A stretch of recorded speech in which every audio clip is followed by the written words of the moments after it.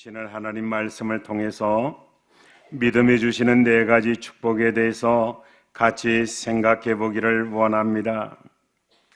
아주 오랜 옛날에 천연두가 극심했을 때 한 마을에 한 어린 소녀가 천연두에 걸렸습니다. 그 마을에 여러 명의 아이들이 천연두에 걸렸었는데 이 아이가 낫긴 했지만 얼굴에 자국이 났습니다. 오래된 성도들은, 자세히 아는 성도들은 아시겠지만 천연두를 마마라고 하기도 했습니다. 그래서 얼굴에 물집이 가득 물집이 잡혔고, 그리고 그 아주 극심한 가려움이 동반되는 그러한 질병이었습니다. 가려워서 얼굴을 긁으면 그 물집이 터지게 되고, 그 물집이 터지면 그 자리가 움푹 패인 자국이 남아서 이것을 소위 곰보라고 해서 놀림의 대상이 되곤 했었습니다. 이 소녀도 얼굴에 상처가 많아 거울을 보면 눈물이 나옵니다. 심한 열등감 가운데 살고 싶은 의욕도 없습니다. 그 모습을 안타깝게 여긴 엄마가 어느 날 그 소녀의 손을 잡고 말을 합니다. 얘야, 얼굴 때문에 너무 실망하지 마. 내가 어렸을 때 우리 동네에 내 또래 5명이 동시에 이 천연두에 걸렸는데 4명은 그만 운명을 달리해서 죽었지만 우리는 간절히 기도해서 너는 살아남게 되었단다. 그러니까 내 얼굴에 있는 이 마마 자국은 부끄러운 자국이 아니라 하나님의 은혜를 받은 자국이야, 이런 말을 해줍니다. 그러면서 엄마가 말하기를 이것을 생각하고 기뻐하면서 웃으며 살아.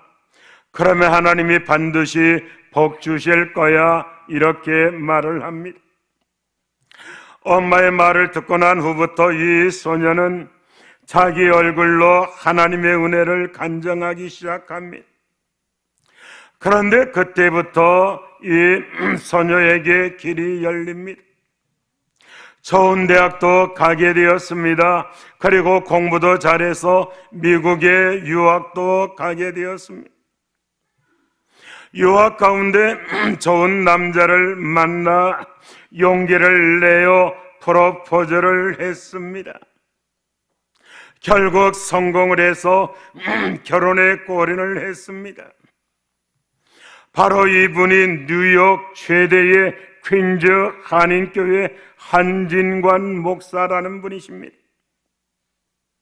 그리고 이 마마 천연두에 걸렸던 이 분은 그 사모님인 김대열 사모님이라고 합니다. 우리가 아무리 형편이 어려워도 진정 살아계신 하나님을 믿으면 감사가 나올 것이고, 어려움 속에서 감사하면 어려움은 반드시 하나님의 은혜가 임하는 통로가 된다라고 하는 것입니다. 지금 어렵습니까? 믿음만 있으면 그 어려운 자리는 반드시 은혜의 자리가 됩니다. 따라서 중요한 것은 우리의 형편이 아니라 하나님을 믿는 우리의 믿음이다라고 하는 것입니다. 사람은 때때로 어려움도 겪어야 합니다. 그래서 부족한 줄 알아야 하나님을 찾게 됩니다. 자기가 최고인 줄 알면 믿는다는 것이 많이 어렵습니다. 나처럼 살아봐라, 아니면 내 주먹을 믿어라, 이렇게 큰 소리치는 사람 보게 됩니다. 많은 사람들이 이렇게 큰 소리를 치지만 자식이 병들기라도 하면 그 소리는 곧 없어지는 것을 보게 됩니다. 사람은 자신이 겪는 고통만큼 지혜롭게 되고 더 성숙하게 되는 것입니다. 그리고 겸손할 때 비로소 참된 믿음을 갖게 된다라고 하는 것입니다. 우리는 이렇게 말할 수가 있습니다. 장애라고 하는 것은 복이다. 야곱을 통해서, 야곱은 에서라고 하는 형이 그의 장애였습니다. 야곱은 이 장애 때문에 첫째는 겸손해질 수 있었습니다. 둘째는 기도할 수 있게 되었습니다. 그리고 세 번째는 하나님을 의지하게 되었다라고 하는 것입니다. 우리도 마찬가지라고 생각합니다. 우리에게 장애가 있습니까? 그것 때문에 겸손하게 됩니다. 기도하게 됩니다. 하나님을 의지하게 된다라고 하는 것입니다. 우리 사람에게 믿음이 있는 것과 믿음이 없는 것은 엄청난 차이가 있습니다. 믿음이 있으면 조그만 가능성만 있어도 그 가능성을 보고 일어나 기필코 성공합니다. 반면에 믿음이 없으면 가능성이 많아도 조그만 일 때문에 좌절해서 결국 실패하게 됩니다. 어떤 외판원이 한 사람이 있었습니다. 그런데 그 외판원이 물건을 팔기 위해 사람을 만나 설명을 합니다. 다 사는 거 아닙니다. 거절하는 사람이 훨씬 더 많습니다. 거절 당했는데도 물건 안 산다고 하는데도 싱글벙글합니다. 그 모습을 궁금해하던 한 사람이 그렇게 거절당해도 웃음이 나옵니까? 이렇게 질문하니 그 외판원이 대답을 합니다. 제 경험에 따르면 평균 12번 거절당할 때 물건 하나 팔았습니다. 12번 거절당하면 물건 하나 파는 그런 확률이 있었다라고 하는 것입니다. 한 번이라도 더 거절당하면 물건 팔 때가 더 가까워져서 좋아서 웃는 것입니다. 이렇게 대답을 하더라는 것입니다. 믿는 사람으로서 시련을 통해 더 성숙해지고 더 축복됨을 믿어야 한다는 것입니다. 자, 오늘 본문은 우리 예수님의 유언 설교 가운데 한 부분입니다. 예수님은 제자들에게 내 안에 거하라 계속 강조하고 있습니다. 우리가 예수님을 믿을 때 얻는 축복이 나오는데 그것이 이 본문에 나와 있다는 것입니다. 첫째 복은 주님이 우리 안에 거하는 복을 우리가 믿을 때 받는다라고 하는 것입니다. 성도 여러분, 4절 말씀 보세요. 내 안에 거하라 나도 너희 안에 거하리라 이렇게 말씀합니다. 우리가 예수님을 믿고 영접하면 예수님이 성령님으로 우리 안에 오셔서 계십니다. 성령님이 우리 안에 계시면 그 순간부터 죄의 저주가 물러가게 됩니다.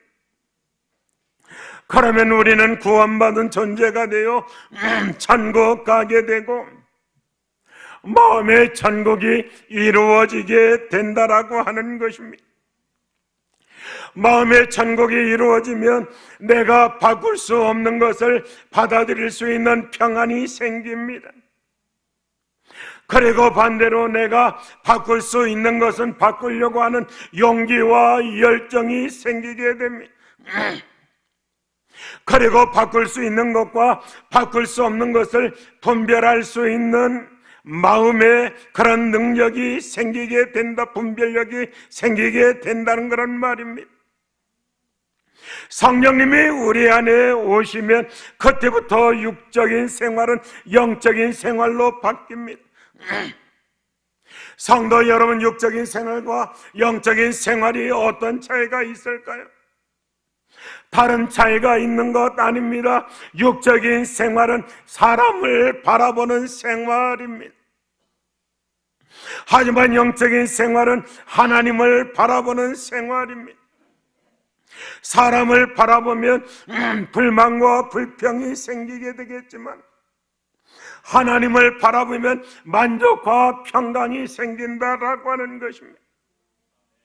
이 보는 눈이 바뀌지 않으면 교인은 될 수 있어도 은혜를 아는 성도가 될 수 없다라고 하는 것입니다. 우리는 다른 것은 몰라도 하나님의 은혜를 잊어버리는 성도가 되어서는 안 됩니다.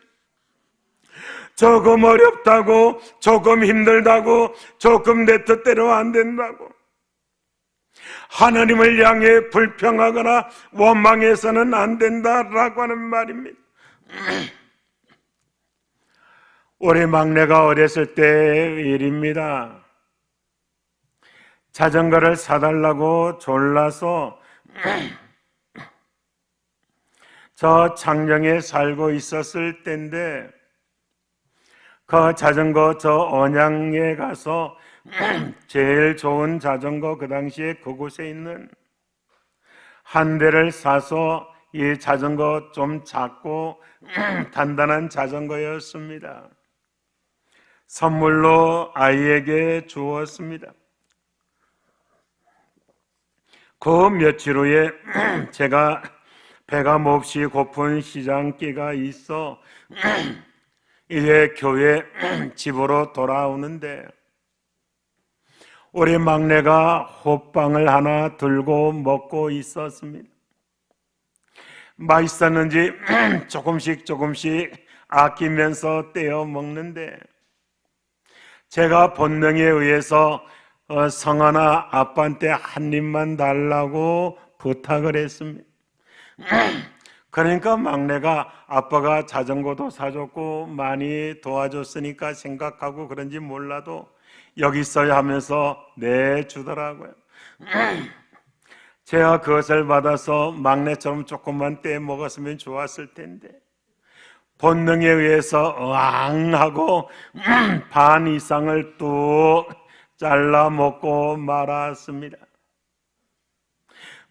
막내가 그 빵을 들고서 빵 한번 쳐다보고 아빠 얼굴 한번 쳐다보고 빵 한번 쳐다보고 아빠 한번 얼굴 쳐다보더니 구슬 같은 눈물을 뚝뚝 떨어뜨리는 것입니다. 입에 빵이 없었으면 다시 하나 더 사준다고 말이라도 할걸. 입이 가득 차 있으니 이 말도 못하고 저 말도 못하고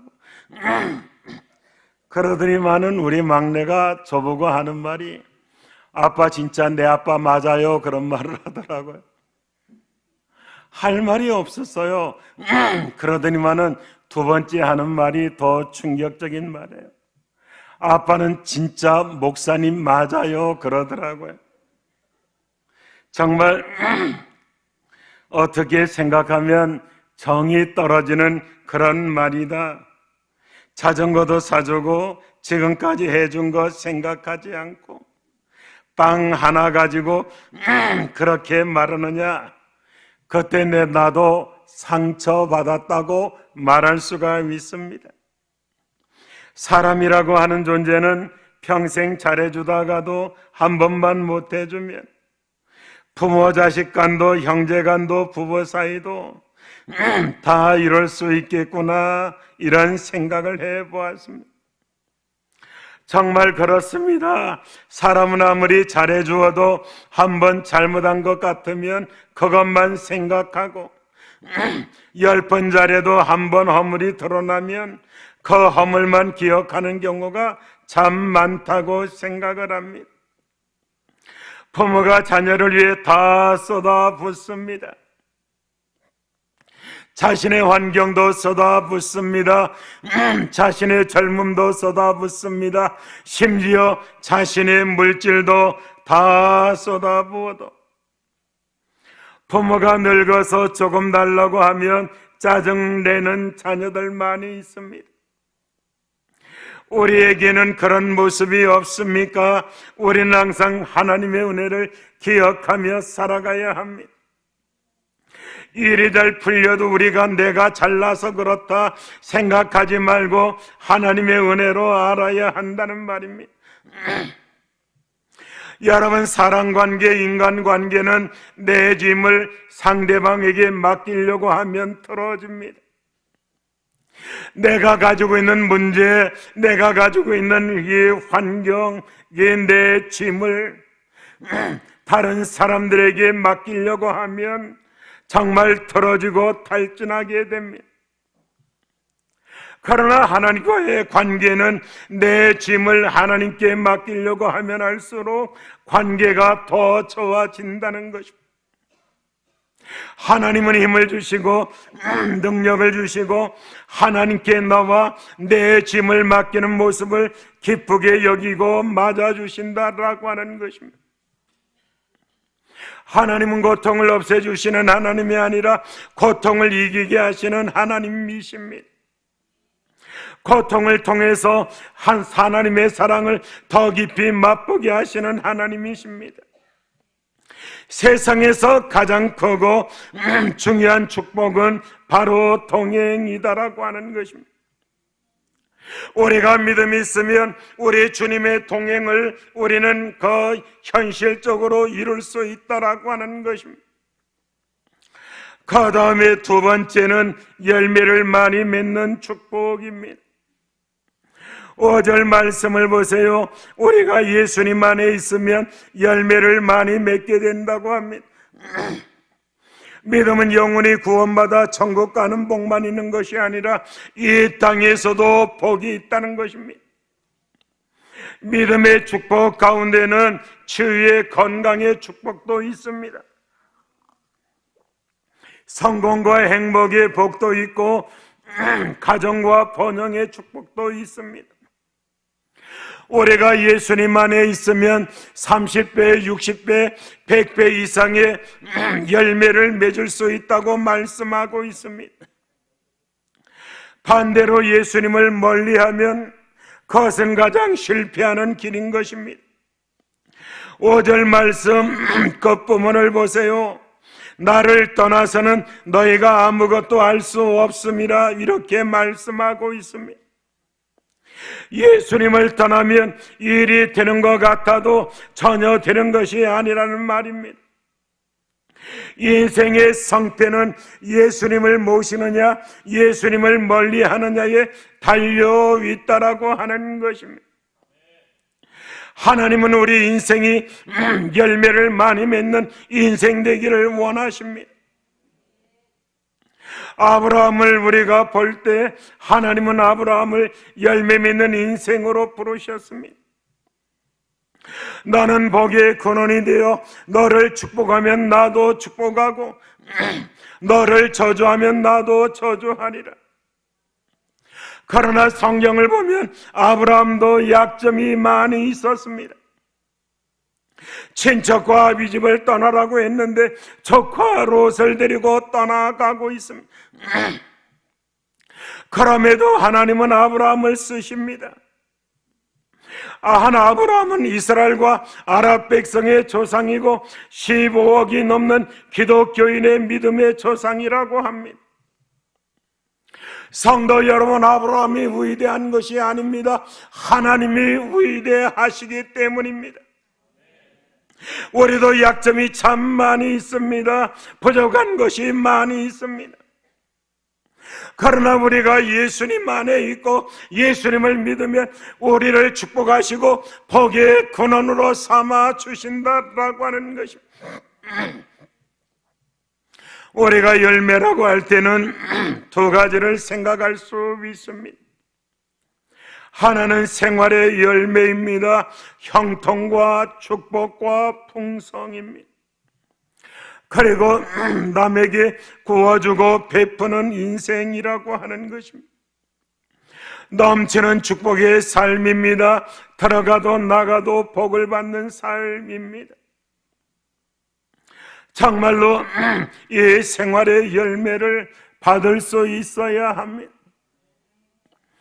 제 친구 가운데 목사 한 분이 싱글벙글 하면서 아주 기분 좋다고 하더라고요. 왜 기분 좋다고 하니까 자기가 길을 가다가 돌에 걸려서 넘어질 뻔했는데 가까스로 비쩍거리다가 땅바닥에 넘어지긴 했어도 충격 없이 넘어졌다는 거예요. 저 같은 경우는 한번 넘어지면 대자로 넘어지기 때문에 충격이 커서 병원에 갈까 말까 망설일 정도인데, 이 친구는 가까스로 중심을 잡아서 무릎을 꿇고 손바닥을 땅에 대고 넘어지긴 했지만은 충격받지 않고 넘어졌는데, 근데 그 다음이 문제였습니다. 넘어져서 이제 옆을 딱 눈을 쳐다보니까 5만 원짜리 지폐가 눈에 쏙 들어오다는 것입니다. 꿈꾸는 줄 알았다는 겁니다. 그래서 5만 원짜리를 딱 들었더니 그 밑에 500원짜리 동전도 하나 있더라는 것입니다. 그래가지고서 기분이 좋아서 그것을 들고서 돈 주었다면서 와서 자랑을 하는 것입니다. 제가 목사가 돈 주었으면 둘 중 하나 해야 된다. 첫째는 파출소에 갖다 주든지, 둘째는 교회에다가 헌금을 하든지 해야 된다 했더니 이 친구가 그렇지 않아도 교회에다가 헌금하려고 했다 하면서 아주 기분 좋아하더라고요. 사랑하는 우리 성도 여러분, 우리가 진정 믿음을 가지면 하나님께서 우리를 축복하신다는 거예요. 그리고 더 나아가서 두 번째 열매는 넘치는 축복의 삶, 다시 말하면 영적인 축복이라고 하는 것입니다. 기도가 응답됩니다. 영적인 변화가 일어납니다. 믿음과 신앙이 견고해집니다. 하나님은 우리가 약점이 많아도 한두 개 쓸만한 장점을 보시고 축복해 주십니다. 우리는 우리 자신을 멸시해서는 안 됩니다. 나를 향한 하나님의 계획을 알아야 합니다. 예수 안에 있는 한 반드시 하나님은 우리를 통해 큰 열매를 맺게 하신다라고 하는 것입니다. 반대로 예수님을 버리면 우리에게 어떤 능력이 있어도 삶은 실패로 끝난다라고 하는 말입니다. 오래전에 제가 이런 얘기를 여러분들에게 해드린 적이 있었어요. 2차 세계대전 가운데 한 임산부가 병원에 입원을 했는데 그 임산부는 나치 간부 부인이었습니다. 그 병원 병실에 예수님의 액자가 걸려 있었는데 그 남편과 부인이 나는 태어나는 내 아이가 절대로 저 그림 보지 못하게 한다라고 떼어달라고 요구를 합니다. 간호사나 의사가 내 고난 받기라고 하니까 그 나치 간부가 반감을 가지고 직접 그 액자를 떼어내버렸습니다. 드디어 아기가 이 신생아가 출산했는데 영원히 예수님을 볼 수 없는 상태로 태어났습니다. 다시 말하면 소경으로 태어났다는 그런 말입니다. 예수님을 자신의 삶에서 떼어내 하나님의 축복을 잃어버리는 사람들 많이 있습니다. 그러나 아무리 부족해도 예수님을 붙잡으면 우리의 삶은 복된 삶이 된다라고 하는 것입니다. 마지막으로 여러분들에게 말씀드립니다. 기도 응답의 축복입니다. 우리가 믿음을 가지면 기도 응답의 복을 받는다고 이 7절에서 말씀하고 있는 것입니다. 무엇이든지 원하는 대로 구하면 다 이루어 주신다고 말씀하고 있습니다. 기도의 축복을 말씀합니다. 능력 있는 기도가 되려면 두 가지 전제 조건이 있습니다. 하나는 우리가 예수님 안에 거해야 되고 하나님 말씀 안에 순종해야 된다는 말입니다. 내 뜻을 관찰하기 위해서 내 욕망을 위해서 기도하면 안 됩니다. 처음 믿을 때는 그런 것이 있지만 시간이 지날수록 하나님의 뜻을 생각하며 기도해야 합니다. 그러나 교회를 오래 다녀도 여전히 자신만을 위해 기도하고 기도원 가는 사람들이 있습니다. 자기들이 대단한 성도라고 생각할지 모르지만 사실은 믿음의 어린아이라고 하는 것입니다. 기도에 하나님의 뜻보다 자기 욕망이 넘치면 여전히 미성숙한 성도라고 하는 것입니다. 어떤 사람은 산기도 간다, 40일 간다, 100일 간다 하다가 잘못되는 사람들이 종종 나오는 것을 보게 됩니다. 나중에 정신이 온전하게 되어 질문을 합니다. 왜 그렇게 했느냐라고 그렇게 물으면 나는 하나님 앞에 신비한 은사를 받기 위해서 그렇게 했다는 거예요. 산에 들어가 정말 신비한 은사, 남이 가지지 못한 은사를 자랑하려고. 여러분, 우리가 하나님 앞에 기도를 해도 자랑하려고 기도해서는 안 되는 것입니다. 그렇기 때문에 귀신이 쉬고 악한 마귀가 역사해서 아무데나 대고서 절을 하고 빗자루를 놓고서 막 싸우자고 달려들고 이런 마귀의 역사가 일어나는 것을 볼 수가 있습니다. 하나님은 잘난 척하는 도통한 사람 원하지 않습니다. 하나님은 겸손한 사람 원하십니다. 하나님은 마음이 청결한 사람을 기뻐하십니다. 하나님은 정직한 사람을 통하여 영광을 받으신다라고 하는 것입니다. 그렇기 때문에 우리가 기도할 때 결과만 달라고 기도하지 말고 과정을 달라고 기도할 수 있어야 하는 것입니다. 하나님, 나 10억 부자가 되게 해 주십시오. 그럼 뭡니까? 복권을 사겠다는 말입니까? 하나님이 어떻게 10억 부자가 되게 해 주실까요?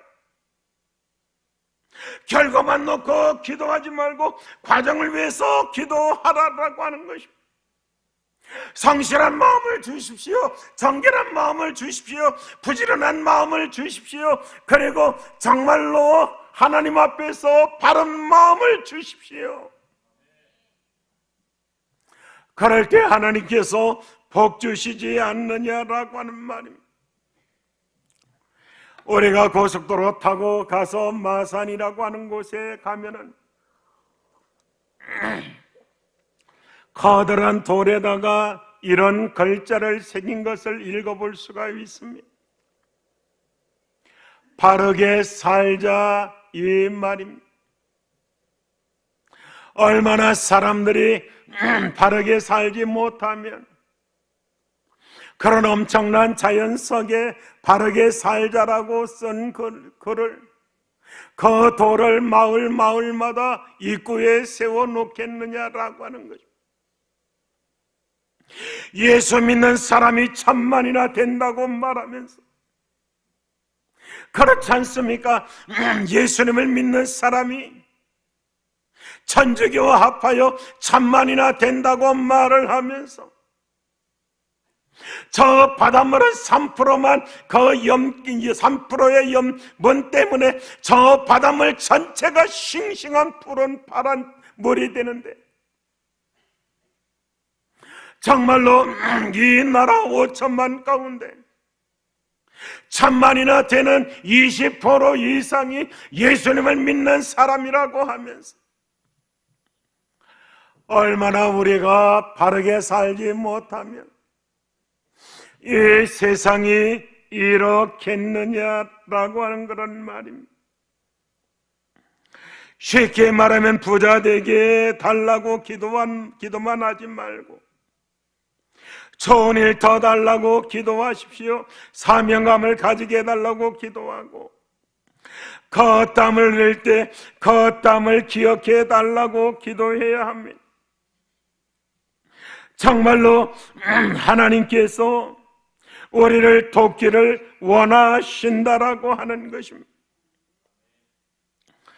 이제 말씀을 맺도록 하겠습니다. 기도라고 하는 것은 공짜 심리가 아닙니다. 기도는 땀을 유발하는 행위입니다. 하나님은 대가를 치르려는 마음을 가진 사람의 기도를 기뻐하시고 응답하신다라고 하는 것입니다. 예수님 안에 거할 때 주어지는 축복을 몇 가지 생각해 보았습니다. 가장 큰 것은 예수님을 믿으면 구원의 축복을 받는다라고 하는 것입니다. 예수님을 믿으면 천국 갑니다. 예수님을 믿으면 구원받습니다. 예수님을 믿으면 잘 됩니다. 예수님을 믿으면 형통합니다. 예수님을 믿으면 마음의 평강이 온다라고 하는 것입니다. 사랑하는 우리 성도 여러분, 예수님 안에 거하기를 즐겨함으로 구원받아 천국을 소유하고 열매 맺는 삶을 살고 그리고 다른 사람에게 쓸모있는 인생이 되고 기도의 특권을 사는 우리 성도들 되시기를 주님의 이름으로 축복합니다. 일부 예배 시간에 제가 이런 말을 덧붙였습니다. 하나님이 기도 응답을 해 주시려고, 하나님이 기도 응답을 통해서 풍성한 삶을 살게 해 주시려고, 하나님이 기도 응답을 통해서 평강과 은혜를 베풀려고 하셔도 기도해야 되죠. 그래야 하나님이 주시죠. 기도 안 하는데, 기도 안 하는데 어떻게 하나님께서 주시겠느냐라고 하는 거예요. 이게 심각한 얘기예요. 여러분, 우리 기도해야 된다는 거 다 알고 있잖아요. 그래서 기도 그냥 밥 먹을 때 잠깐 구하면 하나님 아멘, 하나님 밥 줘서 감사합니다 아멘. 하나님 소화제로 생각하는 사람들 많이 있어요. 정말 무슨 일이 있어도 하나님 앞에 나와서 기도하려고, 하나님의 기도의 사인이라고 하는 것을 모를 때가 너무나 많이 있어요. 하나님 기도해야 하나님 복 주시죠. 그렇지 않습니까? 상식적으로도 한번 생각해 봐요. 하나님 앞에 복 받기를 원하십니다. 찰떡 보리떡처럼 찰슨 부르스니라고 하더라고요. 정말 하나님 앞에 큰 좋은 복 받기를 원합니다. 그렇다면 기도하면 오늘 본문 말씀 보세요. 너희가 내 안에 거하면 무엇인지 원하는 대로 구하라. 그리하면 이루리라. 구하라. 그리하면 이루리라. 이렇게 말씀하셨잖아요. 기도하셔야 됩니다. 사랑하는 우리 성도 여러분, 기도하면 성령 받고, 성령 받으면 마음 평안하고, 구원받고, 이 모든 것이 기도에서 시작되는 것입니다. 그래서 우리 기독교를 기도교라고 하지 않습니까? 꼭 새벽 기도 못 온다면 가정에서 하루에 15분 이상 엎드려 기도하는 그 시간 만들어야 합니다. 사랑하는 우리 성도 여러분, 주님이 내 안에 거하십니다. 그리고 열매 맺습니다. 그리고 기도가 응답됩니다. 구원이 이루어진다는 그런 말입니다. 무엇이 있을 때? 믿음이 있을 때. 그러니까 하나님, 나에게 믿음을 주시옵소서. 하나님, 믿음 있는 사람 되기를 원합니다. 믿음 주시옵소서. 아까 말씀드렸죠. 결과를 구하지 말고 과정을 구하라. 하나님, 나 부자 되게 해주세요. 그래, 뭘로 부자 되게 해줄 거? 장사를 하든지, 뭘 해야 부자가 되게 해주지. 아무것도 않고 집에서 맨날 텔레비전만 보고 이리 둥글 저리 둥글 맨날 부부싸움만 하면서 부자 되게 해달라면 하나님이 뭐 건질 거 있어야 부자가 되게 해주시죠. 사랑하는 우리 성도 여러분, 결과를 구하지 말고 과정을 위해서 기도하는 우리 성도들 다 되시기를 주님의 이름으로 축복합니다.